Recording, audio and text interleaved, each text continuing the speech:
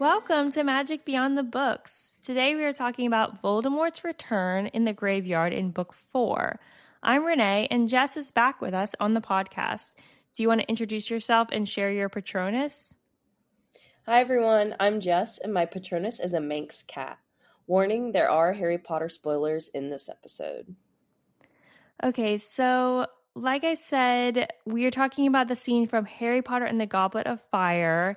This is a long scene. This is going to be our longest scene we've done. This actually spans the entirety of the 3 chapters. So it's chapter 32, Flesh, Blood, and Bone, chapter 33, The Death Eaters, and chapter 34, Priori Incantatem. Jess, you want to give a quick summary? Yeah, sure. Harry is forced to witness Voldemort's return to his body. Voldemort forces Harry into a duel, but their wands have other plans. An echo of James Potter assists Harry in his escape. All right, before we get into the episode, let's do our question of the week. Question of the week: are the Harry Potter movies Christmas movies, Halloween movies, or only some? If so, which ones? Okay, so my initial reaction to this is it's whatever you want it to be. If you want it to be Halloween or a Christmas movie, I feel like they do give me Halloween vibes with the magic, and I'm thinking of the early movies where there's all the pumpkins and stuff in the Great Hall. But I know a lot of people watch them around Christmas time, and there are a lot of scenes in that have like the same thing where it's Christmassy, there's Christmas trees, there's snow. I don't know. What are your thoughts? Yeah, I agree. I think both because I feel like around Halloween, okay, I know TV stations play the first one around Halloween and like then they do like a whole weekend of Harry Potter or whatever because of the first one and it being on Halloween, like the Halloween feast, and then there's a troll in the dungeon. I feel like that is a Halloween type of scene. And then I do know several families who watch all of the movies every year and they start it around Christmas time. So, and like they're watching it on Christmas Day. It's just like playing on the TV.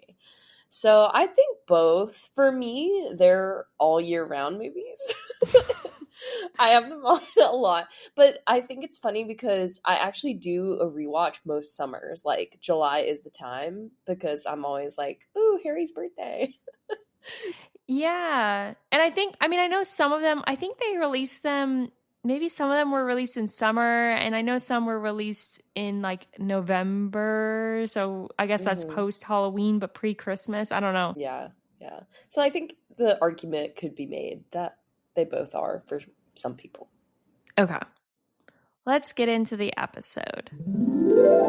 So let's start with chapter 32, which is called Flesh, Blood, and Bone. And let's just jump into it, I guess. Yeah. Harry and Cedric land in the graveyard. They touch the cup in the third task and they're transported. It turns out to be a portkey. And they land at this graveyard that's basically next to where the old Riddle house is, which we kind of got an introduction of this in the beginning of this book. And this graveyard, I wrote a note in our outline for myself to talk about trees for a little bit. Do you want to hear about trees? Yeah, sure. So one of the things that they notice in the graveyard is a large yew tree. In the book, it's described as a dark and overgrown graveyard. The black outline of a small church was visible beyond a large yew tree. And the reason I call this out is because yews have a lot of symbolic meaning and also are associated with Voldemort. So yews in general, like this is outside of Harry Potter, are a symbol of death and immortality and also regeneration, rebirth.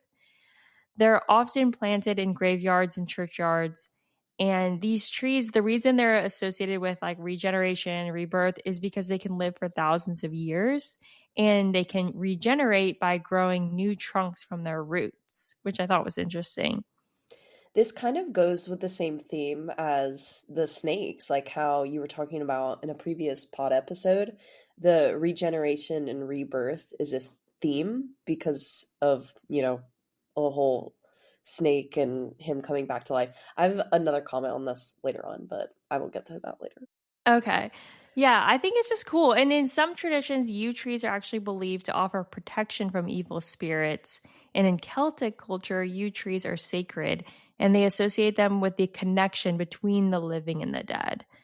And where this ties into Voldemort in another way is his wand, not the elder wand that he acquires later, but his original wand is actually a yew wand. So that's the wood material that was used in his wand.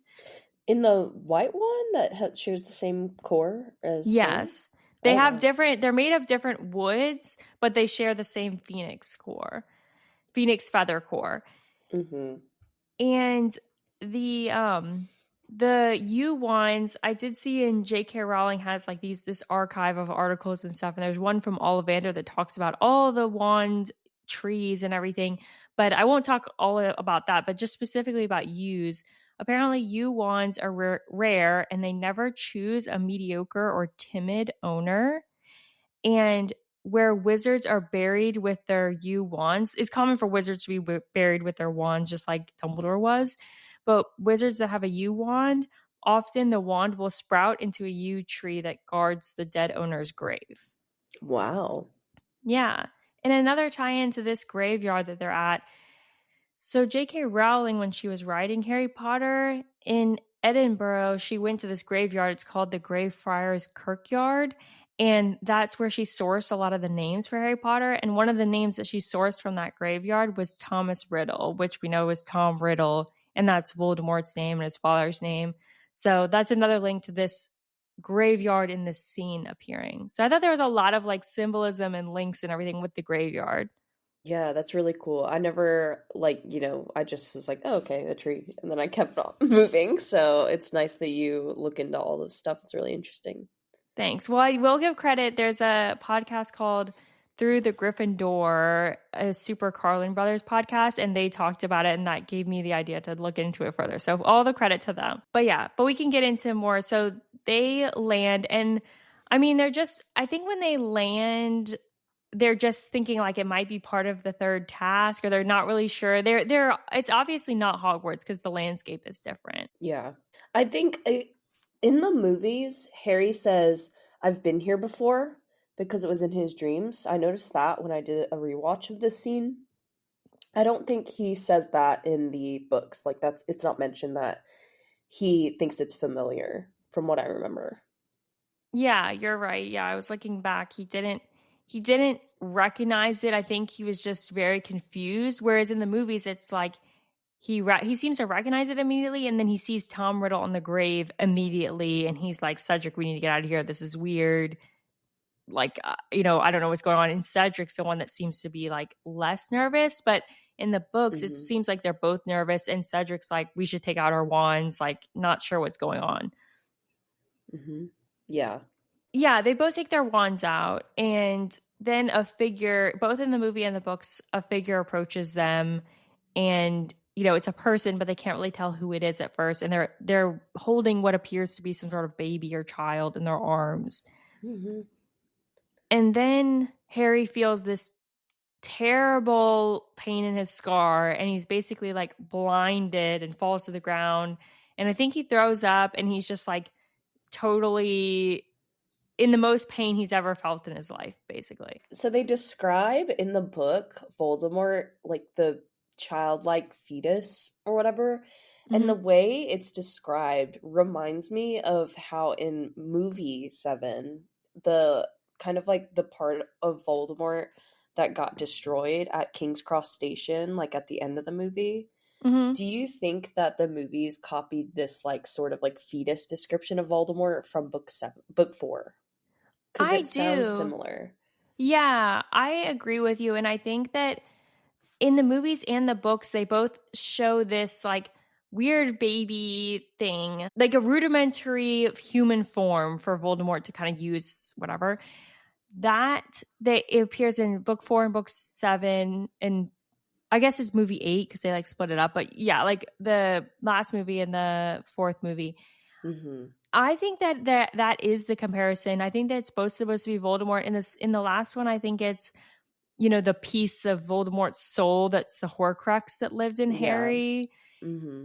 what I think is really interesting, and I like that you brought this up, is the reaction from Harry, I think shows a lot of growth when you compare the fourth and the last.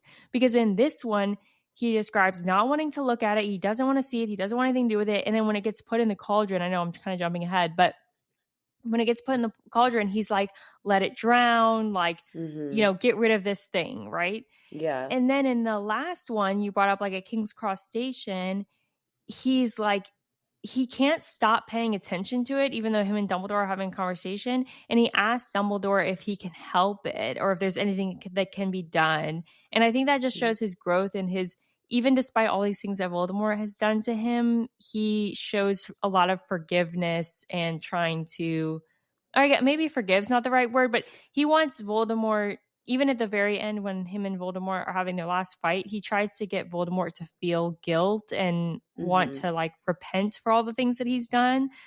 So I don't know. I think it's interesting, like that, like you brought up that comparison. It's like him encountering this. I don't even know what to call it. It's like baby's not the right word, like creature thing. Yeah. I would say too, it just shows that, I mean, to me, I've always said like Harry is one of the best protagonists in a series like I feel like I've ever read, where he is just inherently good and like he, no matter what, wants to do the right thing. I mean, obviously he has like attitudes about it sometimes. Yeah. And he's not too happy to be put in the situation that he's in. But it just shows that time and time again, even when Harry is like, he's literally dead. Like, even when faced with death, he's going to always like look out for other people and creatures and beings and like try to help them and do the right thing. Even at the end where he was taunting Voldemort saying, you know, you could be repenting, you could say sorry, you could feel bad about all of this and like change. And obviously we knew that couldn't happen, but just the fact that Harry even would try that rather than like, you killed my parents, I'm going to kill you. You know what I mean? It's just, he's so inherently good. And I feel like that's why he doesn't get as much credit. I feel like just across the world that he is one of the best protagonists in like a series. I feel like because we also saw that growth when we were reading, kind of like how you're saying, from 4 to 7, even just from thinking about like book 1 to book 7, he is just like completely different, and we've seen that growth, and he's only like 17 saving the world. It's just, he doesn't get enough credit. Yeah, no, that's a great point. We love Harry in this house. We do. And it's also interesting, this particular scene of him and this is his first, I feel like, battle where it's Voldemort in his own body and they're like facing off. And I feel like this is one of Harry's most like, classic heroic scenes. Just going to decide to face Voldemort. But I mean, we'll get into that later. Yeah. Yeah. But yeah, so back to where we were, he's feeling this terrible pain in his scar.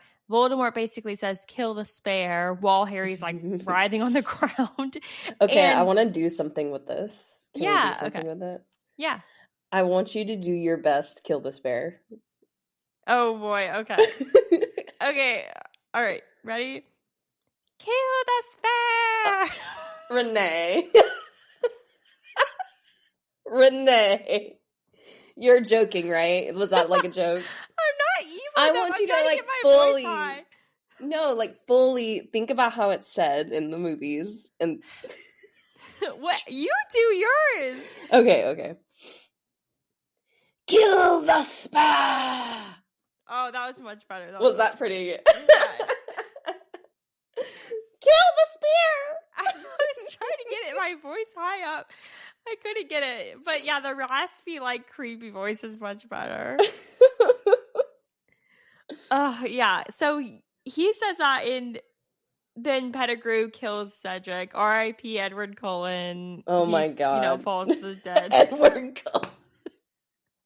I'll just say it right now. As soon as I went to go to the movie to rewatch this, and I fast forwarded the movie all the way to the scene where they like plump on the ground, right? Mm-hmm. And as soon as Robert Pattinson gets up and he starts talking, I'm just like, oh my God, he's so hot. I can't. That was like my first thought watching this scene before I was like, okay, locking in, got to take notes for the pod. And just first thing was, wow, Robert Pattinson is so hot, lol. That was my first note. Yeah, he is my Cedric in my mind. Like if I Yeah, reread the 100%. books, yeah, like and they in the I feel like in the books too, they emphasize it more than in the movies that everyone thinks he's super hot. Like he is like the most popular kid in school. Hmm. He's a seeker. Like you think Harry's popular, but Cedric is popular. Like oh my gosh, all the girls are like fainting over him. He's so hot, and Yeah. he plays Which Quidditch. is funny And to me because is he mentioned in any of the other books before? I like could not remember that. Maybe in the third one because of Cho. yeah, when Harry has the Quidditch match against Hufflepuff and he ends up falling off his broom Hmm. because of the Dementors, he was going after the snitch against Cedric.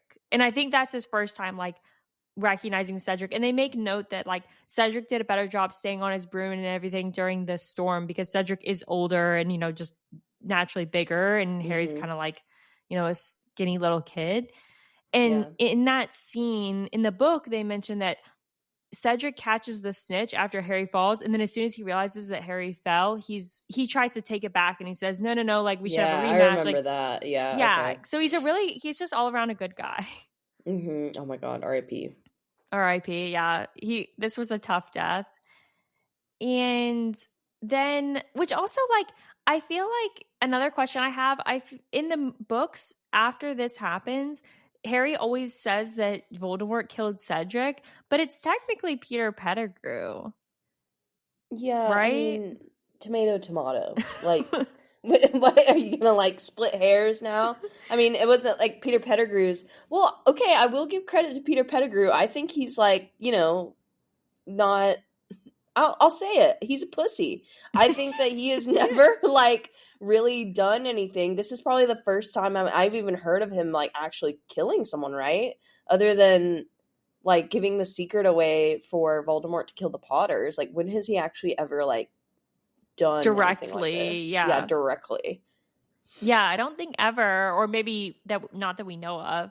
Yeah. Uh So yeah, I'm surprised that he just kind of did it and thought nothing of it, you know?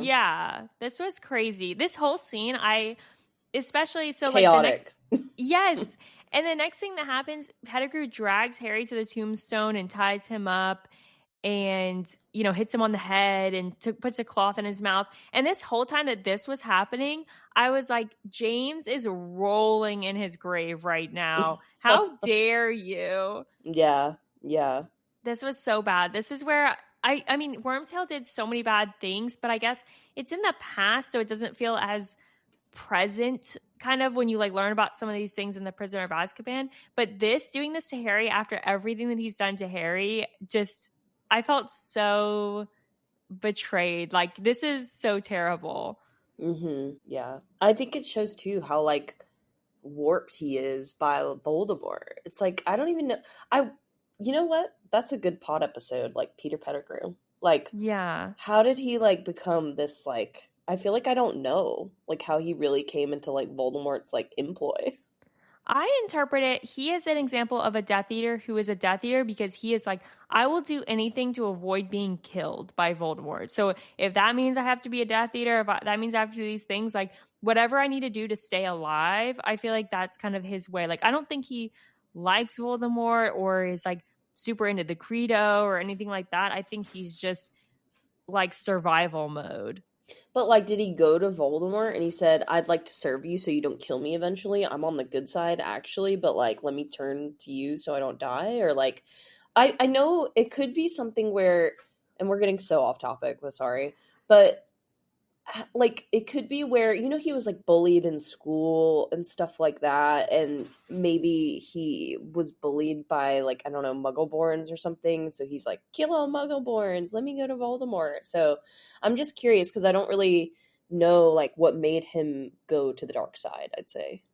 I think I picture it as he was working for the Order of the Phoenix. We know that with among many other people, And I think maybe at some point, like a Death Eater or someone threatened him, and he's like, "Whoa, whoa, whoa! Like I'll be a spy for you if you don't kill me," or something like that. And then Yeah. I think he kind of like fell into it. Yeah. I don't picture him going out of his way to find Voldemort, other than this time when he knows that Sirius and all the Order is going to kill him, probably. Yeah. So, does whatever he needs to do. But yeah. But yeah, so Voldemort's kind of stirring on the ground. Wormtail then at this point, Harry realizes that it is Wormtail, Peter, whatever you want to call him. And this is another thing. He drags this cauldron and lights a fire underneath it. And he's like laboring over dragging this giant cauldron. I mean, it's big enough to fit a human man inside of it. Mm-hmm. This is another one where I'm like, why is he not using magic? Yeah. Are you a witch or aren't you? Exactly. I literally also looked into cauldrons because I was just trying to understand this.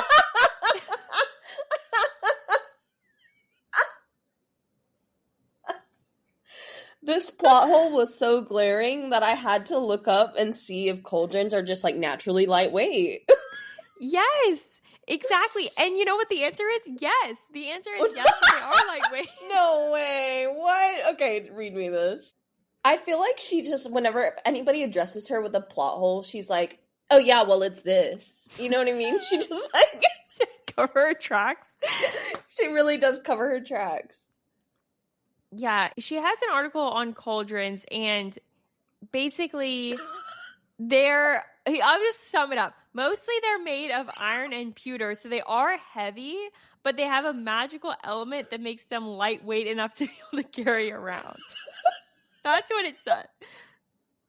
She just the sentence, she has an article on cauldrons, so let me summarize it.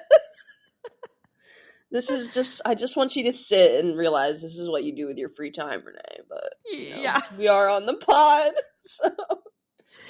Yeah, I do this for the listeners, so I hope y'all appreciate this, that I take this time to read about cauldrons. Yeah.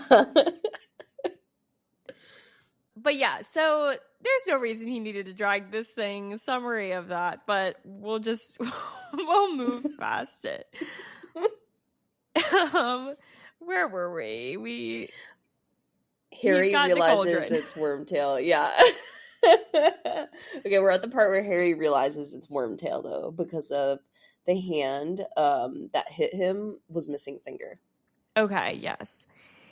And he gets this cauldron, and the baby's kind of like, or the baby Voldemort, whatever you want to call it, is stirring on the ground. The creature. Where? Yeah. Where? Kill all muggles, where? Yeah, exactly. And then they basically, he's like, Wormtail's busying himself with this potion, and Harry's just taking all this in. That's the summary of this. Yeah. And Wormtail takes Voldemort and lowers him into the cauldron and does this again, this is this, I guess, potion / spell that Voldemort created to be able to come back to a human form instead of being his like spirit self or whatever he is now. Yeah. So basically, I was curious about, like, is Voldemort, like, is he so powerful a wizard that he can make spells? So talking about this in a way that's like, okay, you know when they disapparate and how they're kind of like a black smoky cloud, the Death Eaters? They move. Which I don't know. I guess that's a movie thing, though. The Death Eaters don't they talk about it? The like black cloud, how they travel? No, I don't think it's in the books. Oh, okay. Well, I was thinking about the silver hand as well. How he just like makes a hand for Wormtail. Like, is that a spell, or did he just make that up? Or is it dark magic he learned from like a dark magic book in the restricted section of the library? Or because then he was talking about, I said, okay, maybe he made this potion like for renewing his body on his own. But then I think he says later, I used old dark magic for this. So yeah, I think it is. He like probably pulled it from something. Also, I know we're getting a little bit ahead of ourselves, but I just think that it's relevant. So when he was talking about how before, when he first like went to the woods and was like hiding and like going into the bodies of snakes and stuff like that to survive, Hmm. and then he said eventually he got someone to help him use Nagini's venom and something unicorn blood to create the like baby body that he's in now. Hmm. So I never realized before, because he has like Nagini venom in him, that's probably why he looks like a snake, like when he's like reborn. And he has like snake slit eyes. They really like describe him as like looking like a snake in his face. So I never realized before that's probably why, is because he has like snake venom as part of his body. Yeah, that's actually a good point. I never like made that I never connection. made it either until this scene, and I was like really look like how he was describing how he like stayed like alive the whole time, and he had said like I use unicorn blood and Nagini's venom to like sustain myself and like create my own body. Yeah, So, that's a really good point. And that's those are, I'm assuming that those are also ingredients that are in this like cauldron potion mhm, that yeah, he's using. Because if you're, for the people that have only seen the movies for reference, in the books, Voldemort is even more snake like than they show him in the movies. Like in the movies, he mhm, has blue eyes and he's like, his nose looks, slit like, mhm, but in the books, he's like full on like snake man mhm, with red eyes and very, like, even mhm. more snake like than they make him in the movies. In the books, he sounds like actually terrifying, and in the movies, he kind of got a little something something. Yeah. Do you have I something kind of for want to Ray see what's Fiennes? like. I mean, a little bit. He is sexy. I mean, I want to see what's under those robes. Yeah, in the books, I think that the books, he's so horrifying that when they made the movies, they're like, this is kind of targeted at families. Like, we can't Let's make make him him that. sexy. Yeah. It's a little bit disturbing that you find him sexy. Whatever. I mean, let's move on. We're not going to get into the kink episode today. Okay. So anyway, they do this spell that's like this old dark magic. So blood of the or bone of the father unknowingly given, you will renew your son. And that's the bone from, Tom Riddle Sr. comes out of the grave. Then flesh of the servant willingly given, you will revive your master, and that's Wormtail's right hand. And then blood of the enemy forcibly taken, you will resurrect your foe, and that's the blood from Harry. Yeah. Which Do you want to talk about how in the movies when Wormtail cuts off his hand, there's literally no reaction?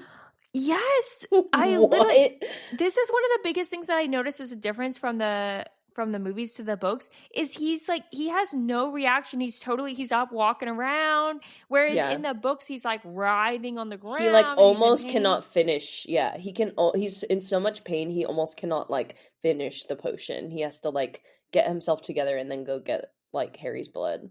It's like Yes, he's in so much pain. yes. I don't know if the movies are just like we don't have time for that. Yeah, that's probably what it was. Yeah. But yeah, he has no reaction. And the way they have his hair in the movies is so distracting to me because there's like a ring of bald spot on the top of his head. I was like getting Yeah. distracted watching that scene. Yeah. Uh but then the liquid turns from blinding white, or I guess like from a sparkly crystal to a blue, and then it's a blinding white, and then Hmm. the steam. This is also a scene that a part of it that's really cool is the steam comes out of the cauldron covering everything, so you can't even see like Wormtail on the ground. You can't see anything. It's like all smoke, and then Voldemort rises from the cauldron.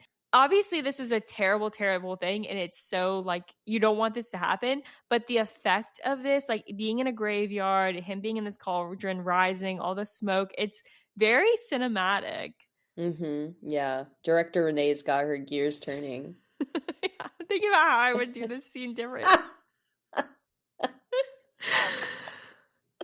For the podcast listeners, if you haven't listened to other episodes, I have this director in me that tries to, plan how. Recreate the scenes. She doesn't agree with how the studios have done them. So, Someone needs to hire me over I there can't at wait the until Max. the HBO Max show comes out. Did you see also they changed it back from Max to HBO Max? Because everybody HBO was just can't make saying a HBO. yeah, they can't make a decision on their name. Whatever it's gonna be called, whenever someone 10 Yeah, years exactly. is listening to this episode, it's gonna be Max HBO Max show or something.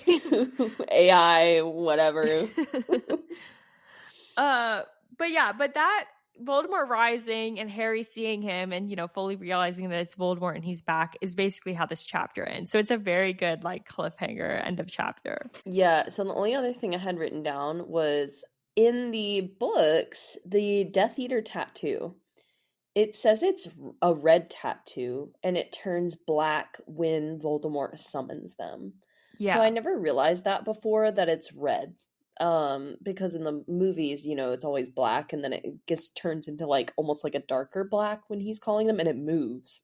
Mm-hmm. In the books, I don't think they've ever described it as moving. It's just red and then it turns to black. So I thought that was like a key movie difference from book difference that I never realized. Yeah. And that's a good point too.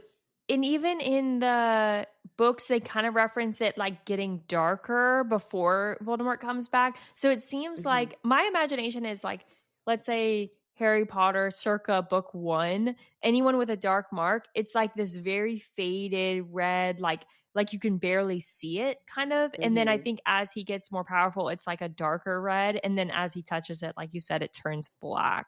So it's kind of like, That's why too we hear Igor talking about it with Snape about how it's getting darker or something like that. yeah, exactly. So Yeah. it definitely, they all have these fun color changing tattoos, Hmm. just cute.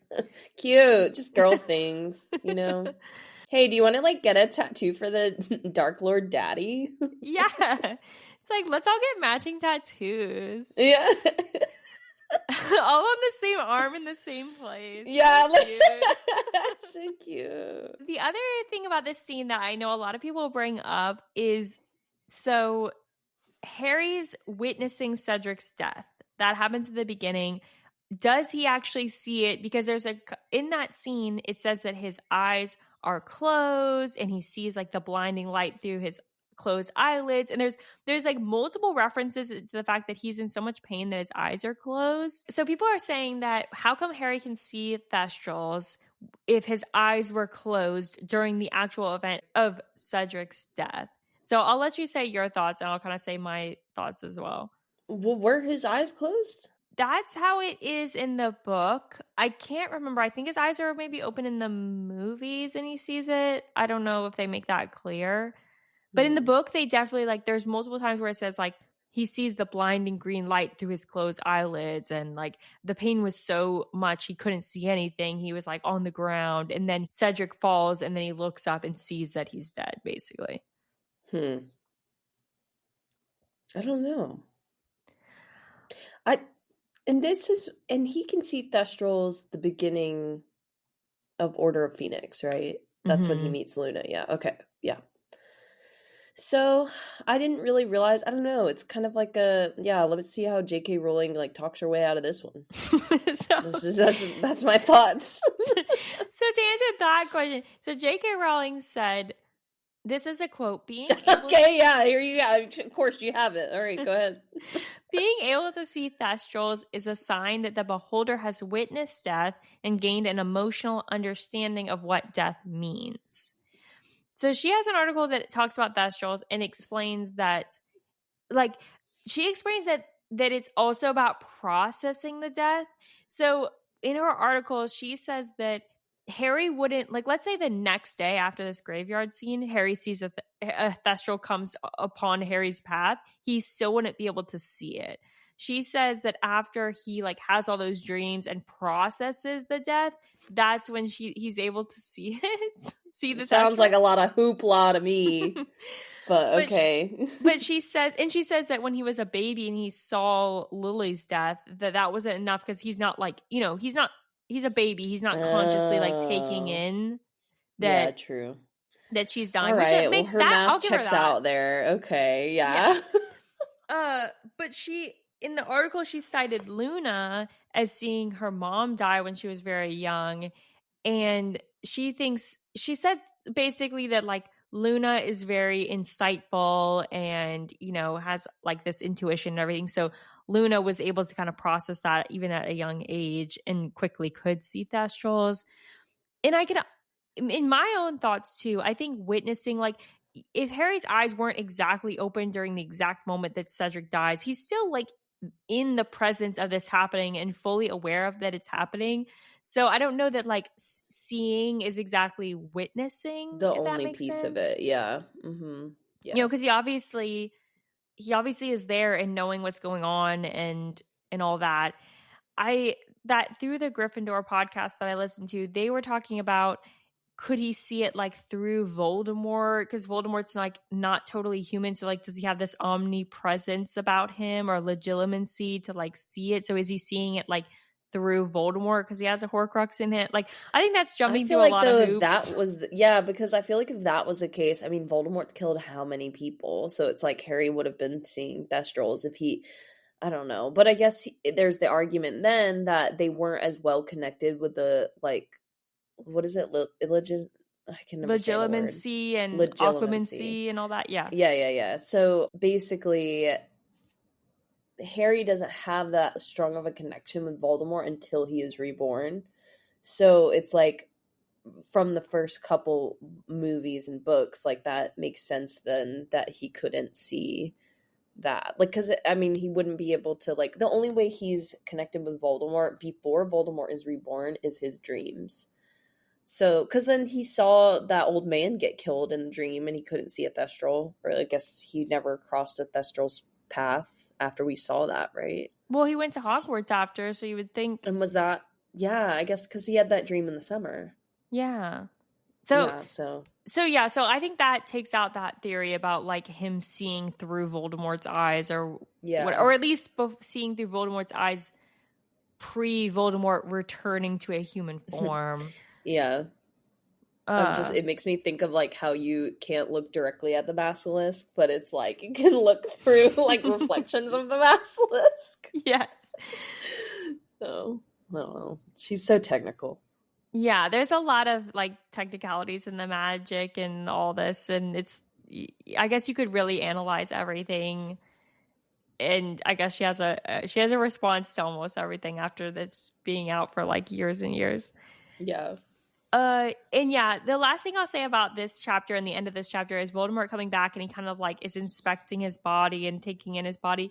And I feel like this is one of the most memed Harry Potter moments, is him like when Voldemort comes back and he's kind of like caressing his head or moving his hands around his head. I call it like the Voldemort shampoo commercial. I see that. I see it all the time memed. I think this might be like the most memed moment. And they're always like talking about him not having a nose and all the jokes about that or whatever. Yeah. I mean, he's just so sexy. He has to like embrace it. When he does open his eyes and they're like just this shocking, gorgeous blue. Oh my God.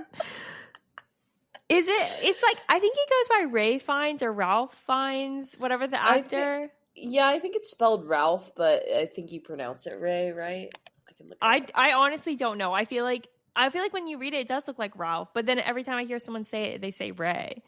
Yeah, because he's like English, you know, they do a bunch of different things. well, Ralph Fiennes' pronunciation. Rafe Fiennes. The L and PH in Ralph are silent and the E in Fiennes is not pronounced. So it's Rafe Fiennes. I don't know how it looks like Ralph to me. Oh, so they're saying it's Rafe Fiennes. Rafe like Fiennes, yeah. There's an F in there. Okay. Yep. It's pronounced RAFE, but it's spelled RALPH. Oh, I know people named Rafe, like RAIF or something like that. So I guess you just pronounce it like that. Rafe Fiennes. Yeah. Okay. Yes. That clears up because that was confusing to me this whole time. Yeah. So this is my call to our listeners. Send us any movie or TV show or anything that Ray finds us in where he's intentionally supposed to be sexy or the love interest, and we're gonna send those all to Jess, okay? Yeah, 100%. My DMs are open. Also, Robert Pattinson. Also Robert Pattinson. I don't know though, are the kids listening to this, is that like the kids listening to this, when you see him, do you think like Batman now versus like Edward Cullen or one of his more recent projects? Like, do they not know him as Edward Cullen as we do? I mean, like, even it's so funny too because I don't even find him, I think of him as Cedric Diggory. Like, I seriously do, like, more so than Edward Cullen because, well, that's a lie. I do think of him as Edward Cullen, but I find him more attractive as Cedric than he was as Edward. I actually didn't really find him very attractive in the Twilight series until, like, the end ones. But Yeah. he was just too pale, that whole thing. I like him for his personality, like, as Robert Pattinson, because if you go and watch, like, any of his interviews about Twilight, he, like, just really did not like the whole deal. So Yeah. it's just hilarious to me because he was like, and they were like, yeah, people really like it. He goes, yeah, beats me. So he just like is so fucking honest with like how bad the Twilight series is, and that was what really endeared me to him. So ever since like I started watching his like interviews and stuff, I just think he's so funny. So, but yeah, I also think of Batman as well. I liked Batman. I know some people did not, but I liked him as Batman. Was he the best Batman? That's like up for debate, but like as a single movie, I think he did well with the role. But that's just me. Yeah. I mean, I think they did the eye makeup with the like across his face. I think that's supposed to be more canon to the actual like comics, right? His whole character is more canon, I feel like. Like he's the more like quiet, subdued, like Batman. Mm-hmm. But yeah. Also DM Jess about her Batman review. yeah, please. Just any hot actor. Paul Mescal, go there. You can like send me that. Gladiator 2, like, that variety. But I think that sums it up for chapter 32. Thanks for joining us on this magical journey through the wizarding world of Harry Potter. Don't forget to rate and subscribe to the podcast wherever you are listening. Next week, we will be discussing part 2 of this scene. So we'll come back and discuss the rest of what we haven't covered. Until then, happy reading, happy listening, and may you have friends as loyal as Ron and Hermione.